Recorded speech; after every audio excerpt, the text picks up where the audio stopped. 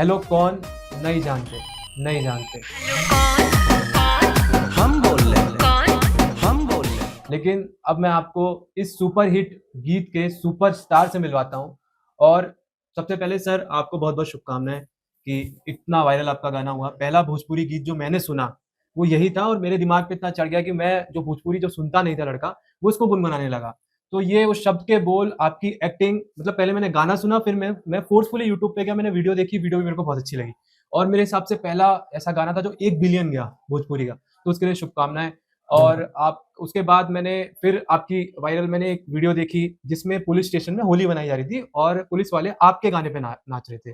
वो गाना था लौंडिया लंदन से लाएंगे। और मैं मानता हूँ कि एंटरटेनमेंट में ऐसे गाने युवाओं के बीच बहुत प्रचलित होते हैं और ठीक है, वो उसका अपना स्पेस है। लेकिन भोजपुरी स्टार के रूप में जब आपका सफर इतनी ऊंचाइयों पर था, तो क्या ऐसी मजबूरी या आपको क्या ऐसा दिखा कि आप राजनीति में आने को मजबूर हुए? क्योंकि ऐसा भी नहीं कह सकते कि नहीं आपका नहीं, कैरियर स्ट्रगल आपका चल रहा था बिल्कुल आप। हाँ। नहीं, स्ट्रगल वगैरह कोई बात नहीं थी। हम्म, देखिए, संघर्ष तो पूरे जीवन है, हम्म, स्ट्रगल, लाइफ इज स्ट्रगल। हम्म, तो कोई मजबूरी नहीं, बिल्कुल नहीं। ये हमारी स्वेच्छा है, हम्म, हम ऐसा करना चाहते थे, हम्म, इसलिए ऐसा कर रहे हैं। और कोई कोई बाध्य हमें नहीं किया, कोई हमारी मजबूरी नहीं थी, ये हमारी इच्छा थी। हमारी इच्छा ये है कि हमारा सोचना, हमारी पढ़ाई लिखाई काशी से हुई है, वाराणसी से। तो खाली टाइम में रात में हम लोग चले जाते थे, एक घाट है मणिकर्णिका, मणिगढ़। वहाँ पे अंतिम संस्कार होता है, चारों तरफ लाशें जलती रहती हैं। हम लोग जाके वहाँ पे 1.5 2 घंटा बैठते थे, जो फ्रेंड सर्किल था हमारा। तो वहाँ से एक बात हमने सीखी कि भाई, जाना तो है एक ना एक दिन इस दुनिया से।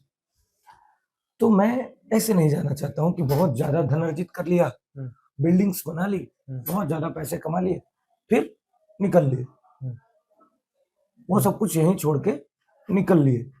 तो मैं वैसे नहीं जाना चाहता हूँ, मैं कुछ करके जाना चाहता हूँ। कम से कम जहाँ हमारा जन्म हुआ है वहाँ के लिए, उस स्टेट के लिए, भाई उस पहले तो उस क्षेत्र के लिए, फिर उस डिस्ट्रिक्ट के लिए, फिर उस राज्य के लिए, फिर उस अपने देश के लिए, जहाँ तक मैं कुछ कर सकता हूँ मैं करके जाना चाहता हूँ, इसलिए राजनीति में आया। मेरा दूसरा प्रश्न ये है कि आप राजनीति में आना चाहते थे, लेकिन सेफ खेलने के लिए आप पारंपरिक पार्टियों के पास जा सकते थे, लेकिन आपने जन सुराज, एक नई नवीली पार्टी जो 3 साल पहले राज्य में आई, उसके पास आपने क्यों जाना उचित? मुझे सेफ नहीं खेलना, मुझे सेफ मुझे मुझे मुझे जब सेफ खेलना ही रहता तो मैं तो अच्छा खासा फिल्में बना रहा था, जाके लंदन शूट कर रहा था, मलेशिया ऑस्ट्रेलिया जाके शो कर रहा था। तो मुझे क्यों सेफ, मतलब मुझे क्यों आना था अगर सेफ ही खेलना था तो?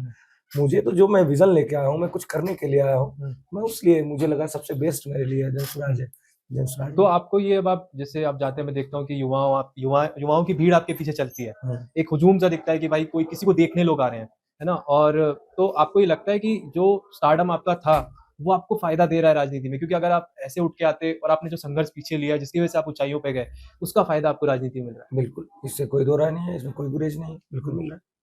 अच्छा, मेरा एक प्रश्न और कि ये थोड़ा प्रश्न मैंने जब मैं आ रहा था मैंने ऑब्जर्व किया कि आपके बाहर पोस्टर में नाम आपका लिखा है रितेश रंजन। जी। और आप जब सिंगर के तौर पे पॉपुलर हुए तो रितेश पांडे। तो ऐसा कुछ कि आप रितेश रंजन के रूप में लोगों के बीच में जाना चाहते हैं, नहीं पांडे नहीं, सरनेम? क्या है कि वो हमारे सर्टिफिकेट पे नाम रितेश रंजन ही है, और रितेश पांडे के नाम से मैं प्रचलित हो गया उसमें। लेकिन हमारे सर्टिफिकेट पे, मार्कशीट पे वही नाम है, रितेश रंजन। हमारे पिताजी ने यही नाम लिखवाया था, रितेश रंजन। तो अब तो भाई इलेक्शन कमीशन वही नाम जो आपके मार्कशीट पे होता तो है। इसको हम जंगल राज से जोड़ के देखें कि उस टाइम पे लोग अपने बच्चों के सरनेम छुपा रहे थे क्योंकि कास्ट क्राइम बहुत हो रहे थे, तो उससे हम जोड़ के देख सकते हैं देख सकते हैं, जंगल राज जो हो सकता है। अभी मैंने पिताजी से इस बारे में पूछा नहीं, लेकिन हो सकता है ऐसा होगा। क्योंकि प्रशांत किशोर जी हैं, उन्होंने भी उनका भी सरनेम जो है पांडे, लेकिन किशोर लगाते हैं, लेकिन अपने बच्चों को अब उन्होंने ओरिजिनल सरनेम दिया अपना, एक इंटरव्यू में उन्होंने बताया। तो ऐसा हम सोच सकते हैं कि जो पहले वाली पीढ़ी थी उन्होंने किसी डर से सरनेम छुपाया। हो सकता है मेरे पिताजी ने ऐसा किया हो। और तीसरा प्रश्न ये कि अभी पहले चरण का चुनाव हुआ, बम्पर वोटिंग हुई, पिछले 25 सालों में इतनी वोटिंग नहीं हुई, हमेशा ये पैटर्न रहा है हर राज्यों में कि बदलाव के लिए वोटिंग होती है। तो ये फैक्टर जनसुराज का है कि?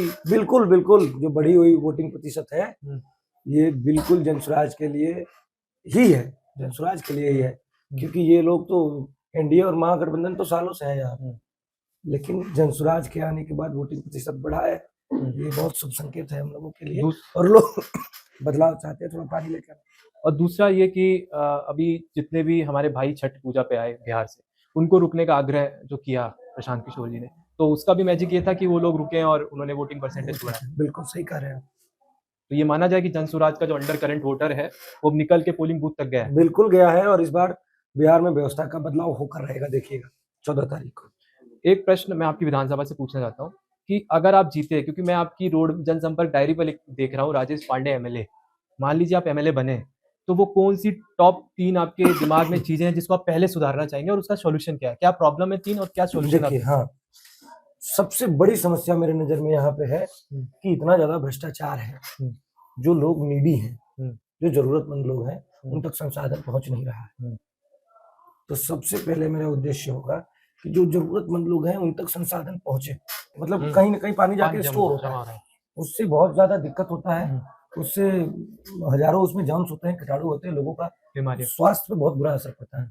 तो उसके बाद हमें वो सुधारना है, वो सुधरेगा। एक बहुत ज्यादा उसके लिए मेहनत करनी पड़ेगी। कहीं कहीं तो भ्रष्टाचार की भेंट चढ़ा है, कहीं कहीं आपसी विवाद भी है कि भाई इधर नहीं निकलना चाहिए, तो उसके लिए सबसे आपस में बैठ के मिल के बात करके प्रयास से तो देखिए सब कुछ संभव है।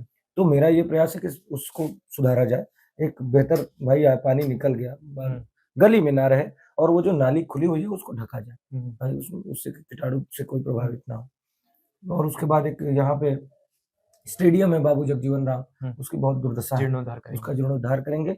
एक चाहते हैं कि एक ऐसा हॉस्पिटल हमारे विधानसभा में खुले जिसमें हर एक प्रकार की बीमारियों का इलाज हो, और एक चाहते हैं कि एक यूनिवर्सिटी हो, क्योंकि हमारे डिस्ट्रिक्ट में और बगल वाले डिस्ट्रिक्ट में रोहतास और कैमूर में कोई यूनिवर्सिटी नहीं है, विश्वविद्यालय नहीं है। तो हम चाहते हैं कि एक हमारे विधानसभा में हो तो ज्यादा अच्छा है, लेकिन अगल बगल भी यूनिवर्सिटी हमारे यहाँ है तो ठीक है, एक यूनिवर्सिटी होना चाहिए। एक सवाल और, ये बिहार की सबसे हॉट सीट है और मान के चले कि जनसुराज के लिए तो एक हॉट सीट है, क्योंकि प्रशांत किशोर जी का भी जन्म यहाँ हुआ। तो कुछ बात हुई टिकट देने से पहले प्रशांत किशोर जी की कि भाई यहाँ पे मेरा जन्म हुआ है, तो उन्होंने तो विनिंग कैंडिडेट उनके दिमाग में रहा होगा, क्योंकि एक प्रतिष्ठा का भी सवाल हो जाता है। तो आपकी कुछ बात हुई थी कि, क्योंकि आपकी मेहनत में तो कोई कमी नहीं दिख रही, 10:15 हो रहा है, आप इंटरव्यू दे रहे हो रात में, और जब आप आए थे तो हम आपकी शक्ल से पहचान गए कि आपके होंठ सूख चुके थे, है ना? मतलब जैसा हम आपको वीडियो में देखते हैं आप बिल्कुल विपरीत दिख रहे हैं, इससे आपकी मेहनत दिख रही है कि आप सेलिब्रिटी स्टेटस होने के बावजूद आप इतनी मेहनत कर रहे हैं। तो वो आपके दिमाग में भी वो चीज़ चलती होगी कि यार ये सीट पे मेरी मेहनत में कमी नहीं होनी चाहिए। देखिए, ये सीट हो चाहे कोई भी सीट होती, मैं मेहनत में अपनी कमी किसी भी काम में करता नहीं हूँ, तो नहीं करता। लेकिन हाँ, ये है कि जिम्मेदारी बड़ी है यहाँ। प्रशांत किशोर जी का जन्म स्थल है। उन्होंने हमारे दल ने, हमारे आदरणीय प्रशांत जी ने हमारे ऊपर भरोसा जताया, तो वो जिम्मेदारी है। और एक आखिरी प्रश्न मेरा ये कि मान लीजिए आप यहाँ से किसी कारणवश हार जाते हैं, तो आप क्योंकि ये तो मूर्खता मतलब एक सवाल होगा कि आप नेतागिरी करेंगे कि वो अपना वापस उसमें करेंगे, आप बैलेंस कैसे बैठाएंगे दोनों देखिए क्या है कि काम तो करना ही होगा, क्योंकि भाई हमारा परिवार भी, हमारी भी फैमिली है, चलाना तो पड़ेगा, काम तो करना पड़ेगा। लेकिन ये मैं विश्वास, पहली बात तो ये ऐसा होगा नहीं, हम लोग ये सीट जनसुराज जीतने जा रहा है। दूसरी बात, अगर ऐसा होता भी है तो राजनीति तो नहीं छोड़ेंगे, करते रहेंगे। हाँ भाई, बहुत ज्यादा नहीं करेंगे भाई, अपना घर परिवार चलता रहे और अपना ये भी चलता रहे। फाइट किसके बीच में देख रहे हैं? जनसुराज के साथ में कौन फाइट में आपको? जिसकी भी फाइट होगी जनसुराज के साथ ही होगी। किसकी होगी आप? अब किसकी होगी वो भगवान जाने, लेकिन आप अपनी तरफ से ठीक है। ये हमारे साथ थे रितेश पांडे जी, और आप हमारे चैनल को सब्सक्राइब कर सकते हैं, कमेंट करके जो प्रश्न हो आप पूछ सकते हैं। धन्यवाद।